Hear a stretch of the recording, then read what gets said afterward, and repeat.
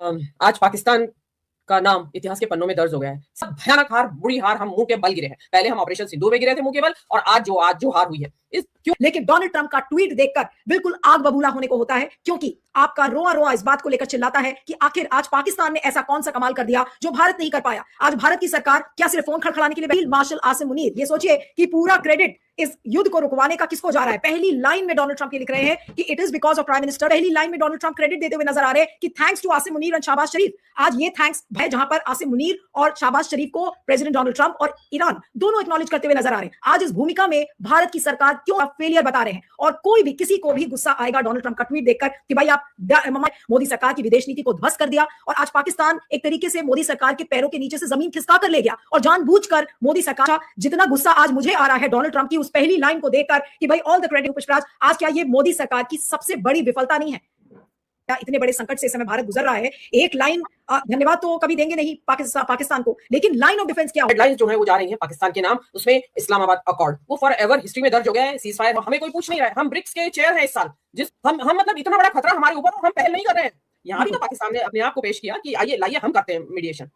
से बड़ी खबर हर चैनल पर न्यूज ब्रेक हो रही थी, वो थी कि 14 दिन का सीज फायर हो चुका है, और डोनाल्ड ट्रंप ने क्रेडिट किसको दिया है? पाकिस्तान को। जी हाँ, वो बहुत इंपॉर्टेंट ट्वीट है, और उन्होंने लिखा है कि based on conversations with prime minister Shahbaz Sharif and field marshal Asim Munir. ये सोचिए कि पूरा क्रेडिट इस युद्ध को रुकवाने का किसको जा रहा है। पहली लाइन में डोनाल्ड ट्रंप ये लिख रहे हैं कि it is because of prime minister, Pakistan के जो प्राइम मिनिस्टर हैं शाहबाज शरीफ, और field marshal Asim Munir of Pakistan, and wherein they requested that I hold off the destructive force being sent tonight to Iran and subject to the Islamic republic of Iran, agreeing and Field Marshal Munir for their tireless efforts to end the war in the region.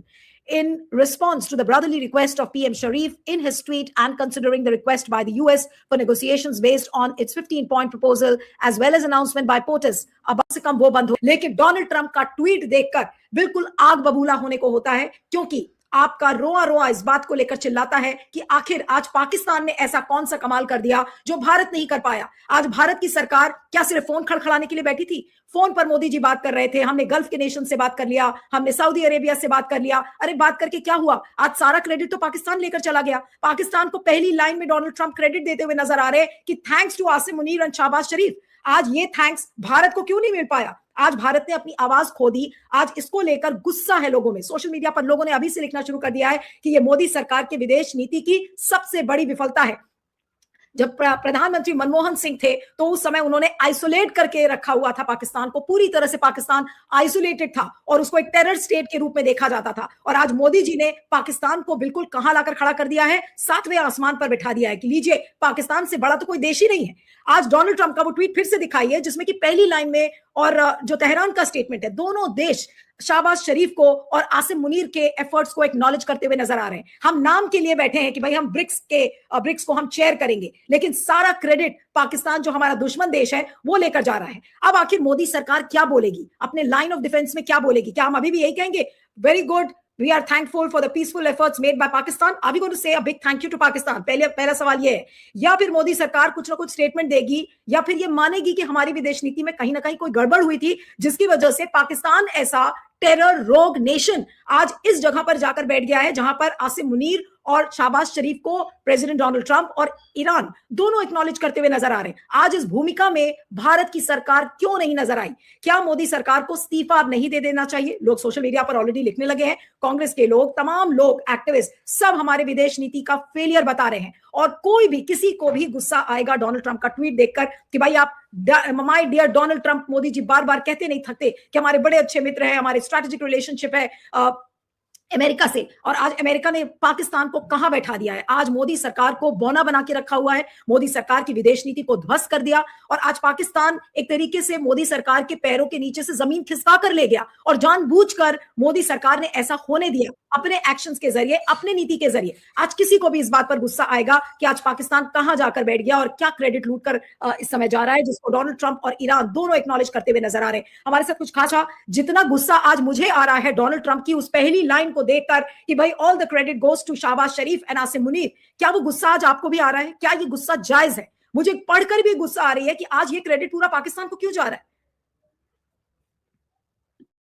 इस समय बड़ी story है कि 14 दिन का cease fire हो गया, लेकिन भारत के पॉइंट ऑफ व्यू से सबसे बड़ी स्टोरी क्या है कि आज हमने जो भी इतने सालों में कमाया था, जो भी हमने एक स्टैचर गेन किया था, आज उसको हमने खो दिया है। आज हम नाम के लिए ब्रिक्स को हम चेयर करेंगे। हमने इतनी बड़ी बड़ी G20 समिट्स होल्ड कर ली, जैसा अभी पाशा सर कह रहे थे कि प्रधानमंत्री मोदी अलग अलग विदेशी दौरा करेंगे, वहां से मेडल्स लेंगे और वहां पर बड़ी बड़ी बातें करके और फिर हम आ जाएंगे। लेकिन आज हमने क्या अचीव किया? मैं पूछूं पुष्पराज, आज क्या ये मोदी सरकार की सबसे बड़ी विफलता नहीं है? पहली लाइन डोनाल्ड ट्रंप की कि भाई at the behest of Shahbaz Sharif and Asim Munir, वही चीज ईरान उसको मानता है। ईरान अपने स्टेटमेंट में भी यही चीज लिख रहा है, एक तरीके से ऑलमोस्ट धन्यवाद दे रहा है पाकिस्तान को। आज ईरान ने बहुत कुछ खोया, लेकिन आज ईरान के लिए एक राहत की खबर है। लेकिन आज भारत के लिए ये कौन सा मोमेंट है? ना भारत कुछ बोल सकता है, भारत की तो अभी लाइन ऑफ डिफेंस क्या होगी अभी ये भी नहीं समझ में आ रहा। अभी तक तो मैंने नहीं देखा, हो सकता है कि अगर आप लोगों ने देखा हो कोई लाइन ऑफ डिफेंस आया, कोई रिएक्शन आया। इतने बड़े संकट से इस समय भारत गुजर रहा है, एक लाइन धन्यवाद तो कभी देंगे नहीं पाकिस्तान को, लेकिन लाइन ऑफ डिफेंस क्या होगा? अपने आप को कैसे बचाएंगे? जयशंकर, मोदी जी के मंत्री या कोई भी जर्नलिस्ट जो सवाल करने वाला जर्नलिस्ट है, अगर आज मोदी सरकार से ये सवाल करेगा, मुझे पता नहीं कितने जर्नलिस्ट करेंगे, लेकिन आज क्या रिएक्शन होगा सरकार का? उनके लाइन ऑफ डिफेंस में क्या बोलेंगे? जी नीलू जी, देखिए आज पाकिस्तान का नाम इतिहास के पन्नों में दर्ज हो गया है। सीज फायर है, बट सीज फायर भी बड़ा मुश्किल लग रहा था और ये लग रहा था कि आज हम सुबह जब उठेंगे तो हमें ईरान जो है परमाणु युद्ध की वजह से, परमाणु हथियारों की वजह से, उनके बम गिराने की वजह से वो तहस नहस हुआ मिलेगा। लेकिन शुक्र है कि ऐसा कुछ हुआ नहीं। उसमें क्रेडिट सबसे पहले हेडलाइंस जो है वो जा रही है पाकिस्तान के नाम। उसमें इस्लामाबाद अकॉर्ड वो फॉर एवर हिस्ट्री में दर्ज हो गया है। सीज फायर है या नहीं, और सीज फायर भी ये कहते हैं जैसे हमारे हिंदुस्तान में कि चलिए घड़ी टल गई। अब घड़ी वो मौत के संदर्भ में कहा जाता है कि घड़ी टल गई तो समझिए अब जिंदा रह गए। तो सेम थिंग ईरान के साथ हुई है कि वो घड़ी टल गई 5 बजे के बाद सुबह हमारे इंडियन स्टैंडर्ड टाइम के हिसाब से, कि जहां उनके ऊपर बम गिरने का कोई ऐसा आसार बन रहे थे, न्यूक्लियर बम, वो घड़ी टल गई है। तो आप ये समझिए कि ये सीज फायर छिटपुट छिटपुट छिटपुट चलते चलते, जिसको कहते हैं ना अपनी मौत मर जाएगा। क्यों मर जाएगा? क्योंकि सबने ईरान की ताकत को देख लिया है, ईरान के हौसले को देख लिया है कि सीमित साधनों के साथ, संसाधनों के साथ भी वो जज्बे के साथ, हौसले के साथ खड़ा रहा और एक देश, दुनिया के सबसे ताकतवर देश और आदमी को धूल चटा दी। अदरवाइज क्या औकात है ईरान की जो ये उसके ऊपर आ गए हैं सीज फायर मानने के लिए, ट्वीट करके आ रहे हैं। और वो पाकिस्तान का, रही बात आपने पाकिस्तान के संदर्भ में पूछा, तो हमारे लिए जो इस देश के जो सरकार है वर्तमान भाजपा सरकार, मोदी सरकार, उनकी कूटनीति की, विदेश नीति की बहुत भयानक हार, बुरी हार हम मुंह के बल गिरे हैं। पहले हम ऑपरेशन सिंदूर में गिरे थे मुंह के बल, और आज जो हार हुई है, क्यों हार हुई है, हम क्यों कह रहे हैं, हम दर्शकों को समझाना चाहते हैं कि हम क्यों कह रहे हैं कि भारत के लिए बड़ा शर्मसार होने का दिन है। क्यों है शर्मसार होने का दिन? कि हम दुनिया में, कहा जाता है कि हम चौथे नंबर की अर्थव्यवस्था है, और इतना बड़ा युद्ध, तीसरा विश्व युद्ध, परमाणु युद्ध के कगार पे दुनिया खड़ी है, और चौथे नंबर की अर्थव्यवस्था का कोई कहीं नामो निशान भी नहीं, कोई पूछ भी नहीं रहा है उससे कि आइए जरा आप अपने क्लाउड, अपने प्रभाव का इस्तेमाल कीजिए। वो हमें कोई पूछ नहीं रहा है। हम ब्रिक्स के चेयर हैं इस साल, जिस ब्रिक्स का ईरान भी मेंबर है, और वो रिक्वेस्ट कर रहे हैं कि साहब आप आइए, ब्रिक्स के चेयर हैं आप, एटलीस्ट एक ट्वीट लिखिए, जारी करिए कि इसका कंडेमनेशन करिए इजराइल के हमलों का। हम वो भी नहीं करते हैं।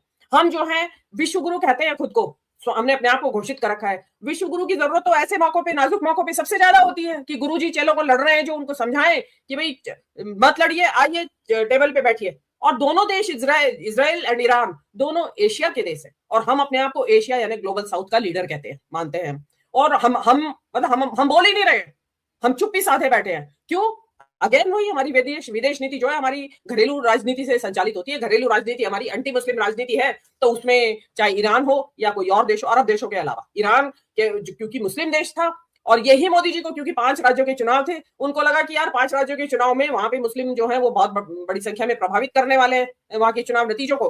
तो अगर मैं मुस्लिम देश के साथ खड़ा हो गया, मेरा तो बट्टाढार हो जाएगा। क्या जवाब दूंगा अपनी चुनावी रैली में? और जिस तरह जहर उगलते वो जहर ना उगल पाते, पब्लिक पूछती। लेकिन जो अभी तक जो हमने जो अपनी जो एक पाया हुआ एक मुकाम था, हमने ये इक्वल डिस्टेंस रखी नहीं। हमारा तो फर्ज ये होना चाहिए था कि जिस दिन ये युद्ध शुरू हुआ था, दोनों से बराबर डिस्टेंस, ना हम इजराइल के साथ है, ना हम ईरान के साथ है। लेकिन जैसा अभी बताया गया कि हम तो 48 आवर्स बिफोर ये जो युद्ध शुरू हुआ, उससे पहले हम वहां हमलावर देश के यहाँ बैठे हुए थे, चाय पानी पी रहे थे, उसके हम उनकी मेहमानबाजी स्वीकार कर रहे थे। उसके मतलब आपको तो साफ साफ क्यों, और आपको ईरान ने मना कर दिया भाई, ईरान ने कैसे एक्सेप्ट कर लिया पाकिस्तान को? पाकिस्तान भले ही उनका पड़ोसी है, बताया जाता है कि जैसा कि भौगोलिक परिस्थितियां कहती है 900 किलोमीटर लंबा उनका बॉर्डर शेयर करते हैं वो लोग आपस में। और हमारे यहाँ सबसे बड़ी बात ये थी कि दुनिया की दूसरी सबसे बड़ी शिया मुस्लिम आबादी, जो कि शिया मुस्लिम आबादी पहले नंबर में ईरान में है, उसके बाद हमारे यहाँ रहती है, भारत में रहती है। आपका तो जिसका कहते हैं ना कि इमीडिएट पहले सुई भारत की तरफ घूमनी चाहिए थी कि भाई इनका प्रभाव भी है, मुस्लिम इनके यहाँ आबादी है और ये इनको प्रभावित करने में समर्थ हो सकते हैं। मुस्लिम नेताओं को जो सुप्रीम लीडर एटसेट्रा थे, उनके सुप्रीम लीडर की मौत हो गई, बच्चियों को 100 से ज्यादा बच्चियां बम हमले में मार दी उन्होंने, हम चुप बैठे रहे। मतलब उसकी आलोचना तो ना करते, चलिए नहीं करनी है आपको अपनी विदेश नीति के चलते, शोक तो जता सकते थे। आप क्या जहाज डुबा दिया आपके पड़ोस में, आपके पानी में, आपके टेरिटोरियल वाटर में, उसके बाद भी आप चुप बैठे रहे। तो आपको तो आपकी जो एक क्वालिफिकेशंस थी, जो कि आप क्वालिफाई कर रहे थे मीडिएटर होने के लिए, वो आपने सब गंवा दी। आप यूक्रेन पहुंच गए, तो पहुंच गए आप युद्ध का फैसला करने के लिए, और यहाँ आपके पड़ोस में ईरान से, जो ईरान में जो परमाणु युद्ध की बात हो रही थी नीलू जी, अगर ईरान में परमाणु बम छूटता तो ईरान से गुजरात का जो एरियल डिस्टेंस है वो बहुत ज्यादा नहीं है। उसका जो रेडिएशन, जो विकिरण बोलते हैं परमाणु बम डालने के बाद, वो हवाओं के साथ उड़ के गुजरात के से फैलता हुआ आगे तक फैलता। हम मतलब इतना बड़ा खतरा हमारे ऊपर और हम पहल नहीं कर रहे हैं। यहाँ भी तो पाकिस्तान ने अपने आप को पेश किया कि आइए लाइए हम करते हैं मीडिएशन। और मैं तो I was the first person जिसने कि इस युद्ध के शुरू होने के एक हफ्ते बाद ही कहा था कि पाकिस्तान क्वालिफाई करता है इसमें मीडिएशन के लिए और पाकिस्तान करेगा। और मैं बार बार कहती रही थी, अभी 21 मार्च को भी मैंने कहा था आपके ही शो में कि पाकिस्तान क्वालिफाई करता है। बहुत सारे कारण हैं जिनकी वजह से वो करता है। तो अब आप बने रहिए, अपने आप में खुश होते रहिए कि हम क्या हैं, हम क्या नहीं है। लेकिन ईरान ने न केवल ये लड़ाई जीत ली है, सीज फायर को तो छोड़ दीजिए, अब अमेरिका जो है हिम्मत नहीं करेगा। इजराइल का क्या है, वो एक दो छुटपुट करके वो चुप हो जाएंगे, क्योंकि सबको अपना रिकंस्ट्रक्शन करना है। इजराइल का जो आयरन डोम है उसकी हड्डी पसली तोड़ दी है ईरान ने, अभी वो पड़े सिसक रहे हैं। तो अभी तो आपको जो हॉर्मुज स्टेट पे अभी भी ईरान जीता क्यों है, मैं क्यों कह रही हूँ ये कहा जा, ईरान पहले तो रजीम चेंज करवाने की बात थी कि इसलिए हमले कर रहे हैं, वो रजीम चेंज नहीं हुआ। टोल वसूल रहे थे वो शिप्स पे हॉर्मुज स्टेट में, इंडिया को फ्री में मिलता सब कुछ, लेकिन हमने पैसा भी कमाया और इज्जत भी कमाई अपनी फॉर एवर। मोदी जी बहुत असफल, सबसे ज्यादा असफल प्रधानमंत्री साबित हुए हैं। जिस जमाने में हमारे पास कुछ नहीं था, नेहरू ने कोरियन वॉर में, जिस टाइम हम भूखे नंगे थे, कोरियन वॉर में मीडिएशन किया था उन्होंने। तो वो स्टैचर होता है, और आज हम सब कुछ होते हुए भी कुछ नहीं है। जी बिल्कुल बिल्कुल। और भारत के लिए हंसने का दिन है और रोने का, मुझे तो ये नहीं समझ में आ रहा है। ठीक है, तेहरान की सड़कों पर विजुअल्स में देख रही थी सुबह, वहां पर सेलिब्रेशन के विजुअल्स हैं और ये कहा जा रहा है कि ईरान की ये बड़ी जीत है। पाकिस्तान के रोल की बात हो रही है वहां पर, ईरान के अंदर पाकिस्तान के रोल की बात की जा रही है। आज भारत के लिए हंसने का दिन है, सेलिब्रेट करने का दिन है, या वाकई में हमें पश्चाताप करने की जरूरत है कि भाई हम कहाँ गलत हो गए? आखिर मोदी सरकार जो 56 इंच वाली सरकार है वो कहाँ गलत हो गई?